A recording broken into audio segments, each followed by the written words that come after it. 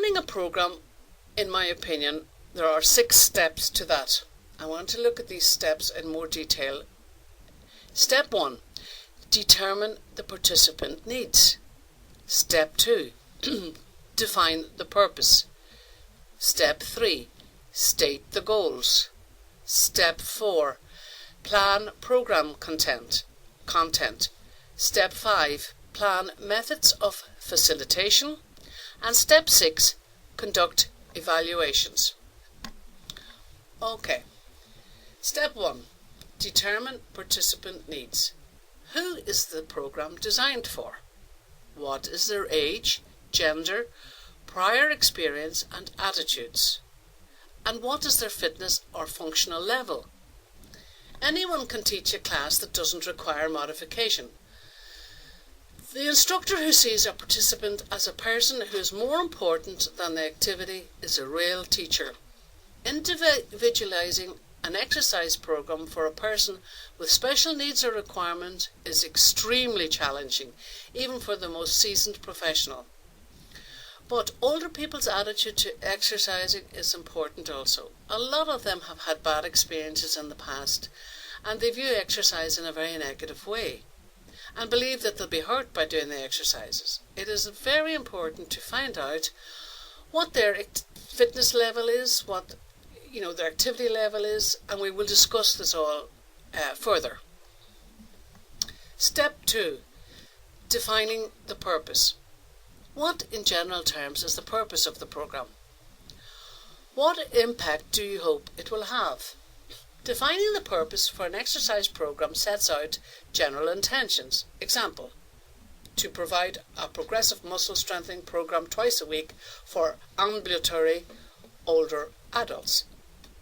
Impact, for example, to reduce the risk of falling by strengthening leg muscles, to be able to rise up from a chair, floor more easily. Step 3, state goals. Goals are achievable changes which can be used to evaluate program success. Involve the participant and the whole group, where possible, in stating the goals.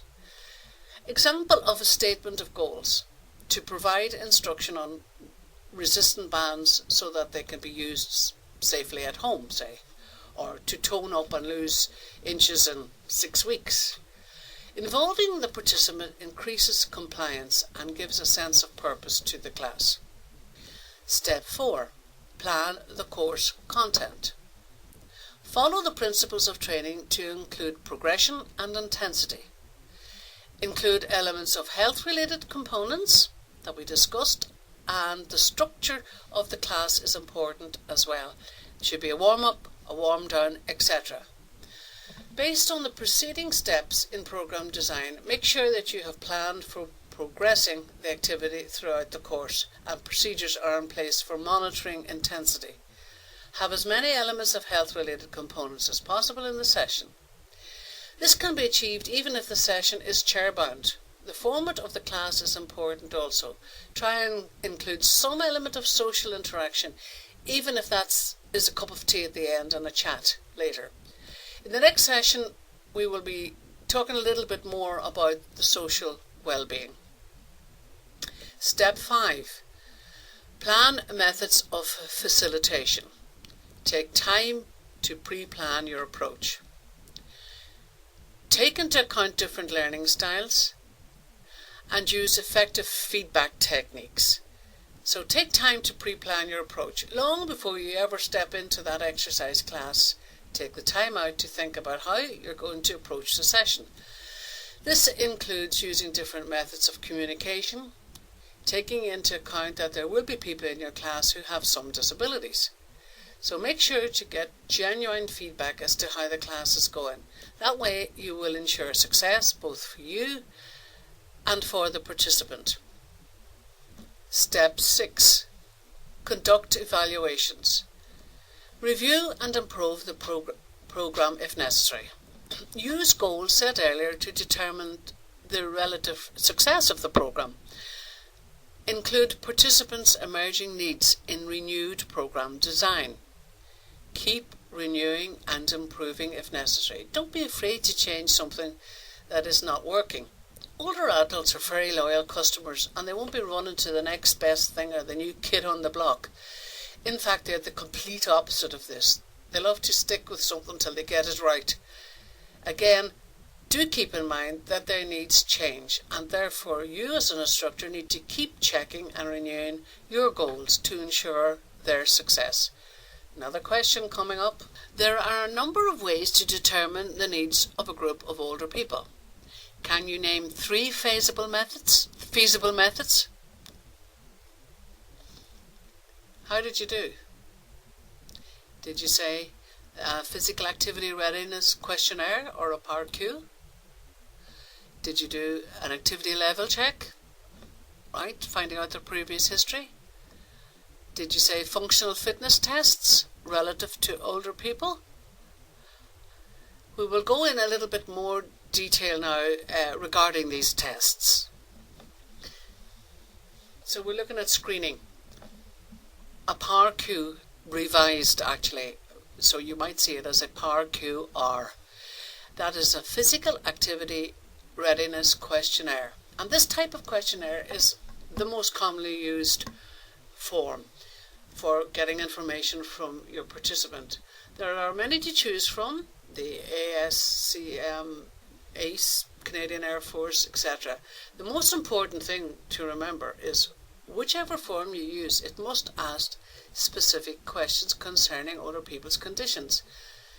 Example, high blood pressure and the medications pertaining to that condition. Many people will neglect to include important information unless it is specifically requested, and believe me, they do. Screening again. The activity level check. You advise a checkup. You get an informed consent. You do a fitness assessment if you feel that's necessary, but you make an assessment of their exercise ability. I say, you inform them, they consent. All you as professionals can do is advise something and advise a checkup. Be aware that even a signed waiver of liability will not protect you from a lawsuit if you act in a negligent manner. The key word here is negligent. So if you take the time to interview any new participants concerning their past and present activity levels, keep yourself up to date with their health status, there shouldn't be anything to worry about. Right, fitness assessment again.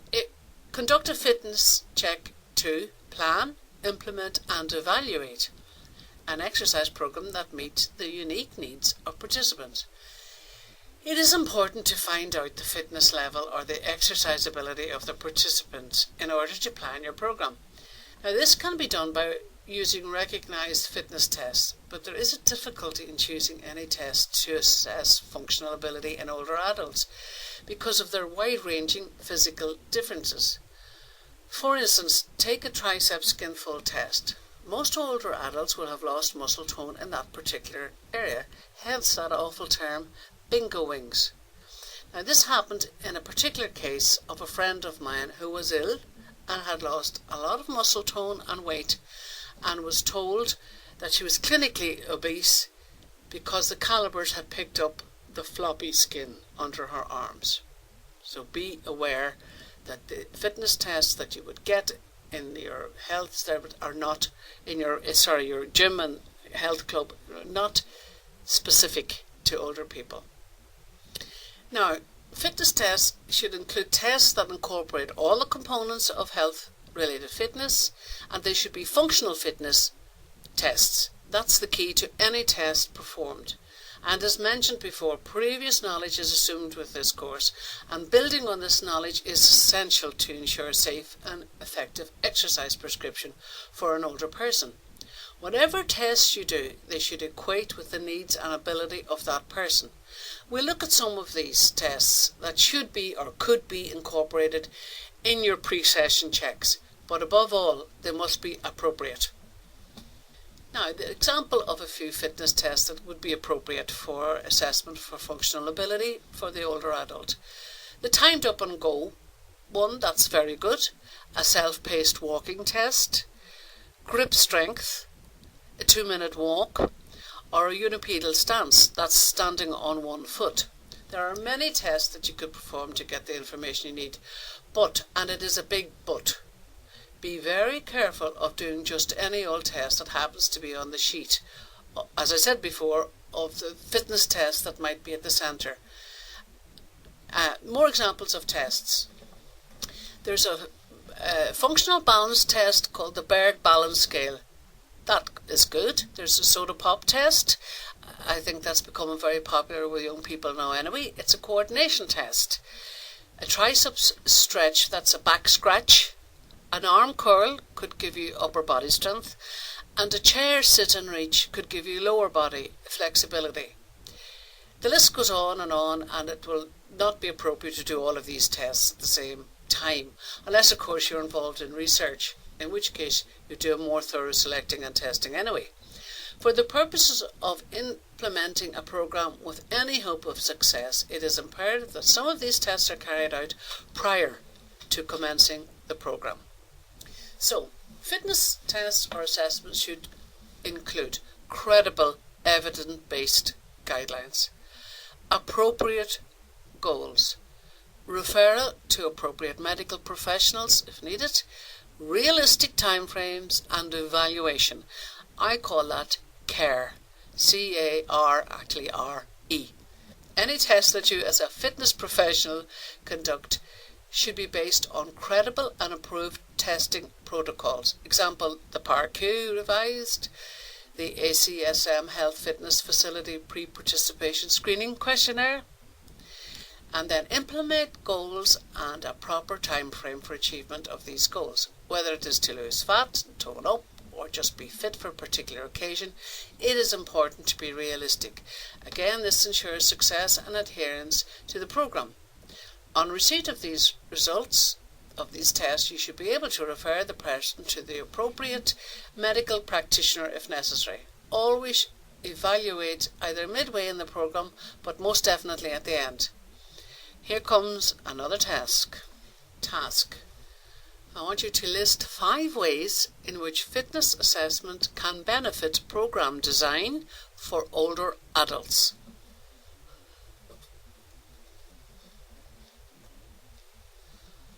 The answer. 1. It identifies specific weaknesses. 2. It identifies and or predicts people at risk for mobility problems and falls. 3. It enables safe and effective exercise prescription. 4. It determines other types of services or referrals that may be necessary. 5.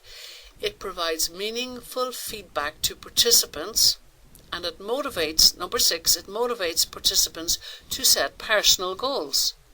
So how did you do? Did you get at least 5 ways?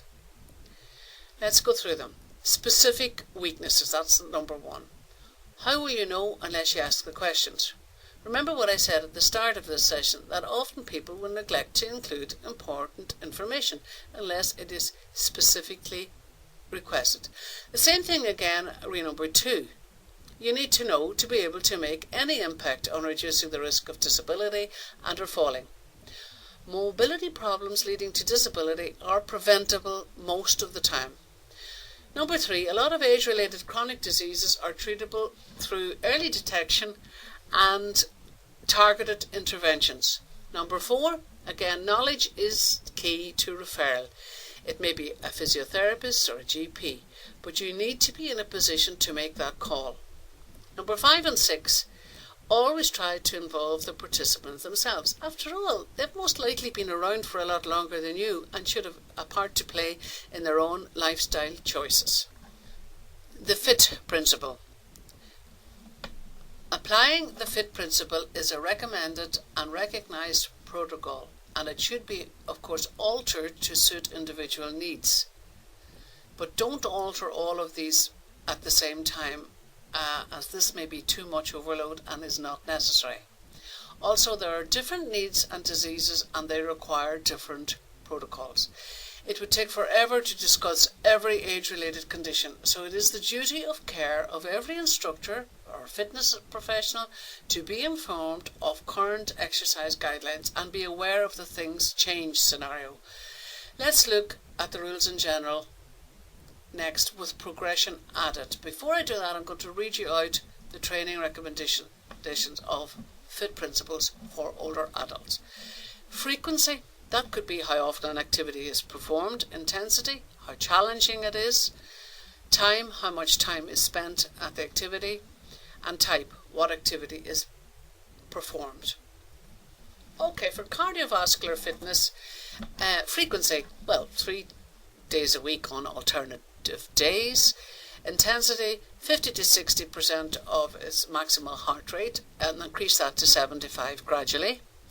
The time, 5 to 15 minutes, increasing to 20 to 30 minutes of sustained aerobic activity.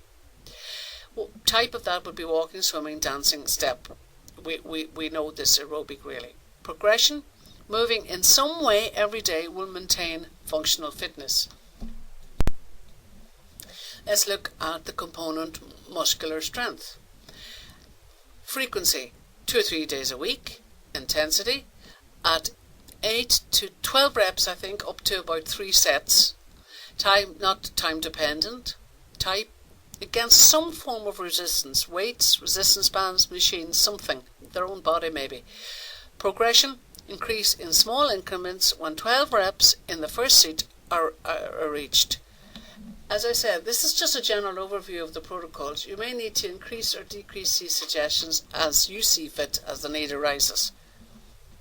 Let's look at muscular endurance. Again, 3 to 5 days a week. Intensity, a moving body weight or low to moderate resistances.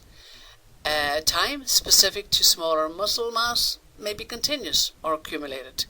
Type, repetitious or sustained movements, and progression is to increase the duration gradually. And again, as I said, they're just suggestions and examples of what you could do. So mobility and flexibility should be done every day. Intensity performed at the end of the range of motion. Time specific to each joint and may be continuous or accumulated. Type, mobilizing all joints and stretching muscles.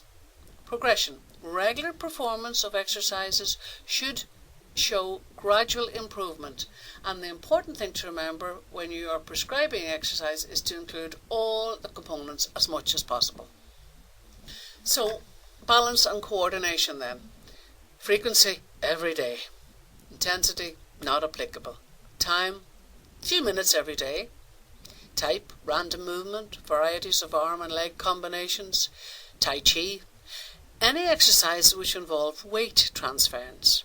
And progression would be that one leg standing, maybe using equipment unaided. Balance and coordination are 2 very important factors in maintaining functional fitness and reducing the risk of falling. And also practicing these exercises will increase your participants' confidence in movement and increase their self-esteem. As with practice, these activities become progressively easier to perform, and they can also be a lot of fun. Right, I'm just talk a little bit about contraindications. There are a number of conditions where the potential risks of participating in physical activity and exercise for older adults may outweigh the benefits. This would be a time when you would consult with and or refer to a medical person. Generally, this would occur if there was a significant change in a person's health since the initial screening. So, for contraindications, when considering the safe execution of body movements, keep in mind the following issues. Alignment and stability. That could be postural changes. Joint movement and joint loading. That could be joint restriction. The human body is a wonderful machine capable of wide variety of movements, but if the movements are done incorrectly or inappropriately, injury may occur. Body alignment, we're talking about standing or sitting and moving changes with age, and this can lead to curvature of the spine as in osteoporosis. Muscle weakness can magnify alignment changes too, resulting in a stooped posture, stiff knees and hips. That's the stereotypical image that you see of an older person. If a person has been inactive or immobilized for a period of time, connective tissue might be so tight that the joint movement is restricted. You often hear the term frozen shoulder. Just to say that excessive or repetitive joint loading can damage articular cartilage. So even the floor surface and the wrong footwear can have an effect on an older person's joint. Here comes another question. What precautions must a fitness professional take to ensure a safe and effective exercise session for older adults? Now let's see if you've come up with some or all of the answers. The fitness professional must acquaint themselves with the health status of the individual, that's screening, seek guidelines on movements which may need amending, identify recommended adaptations and modifications for specific medical conditions, identify what medications are taken and how they may affect ability to perform physical activity, and know when to refer to a medical professional. The last question I asked was about the benefits of screening. This question is about the delivery of the programme. In the last session we discussed the implications that some age-related diseases have on an older person's ability to perform exercise. Your duty of care as a professional is to be acquainted with and up to date on all the contraindications to exercise, and again, be aware that things change.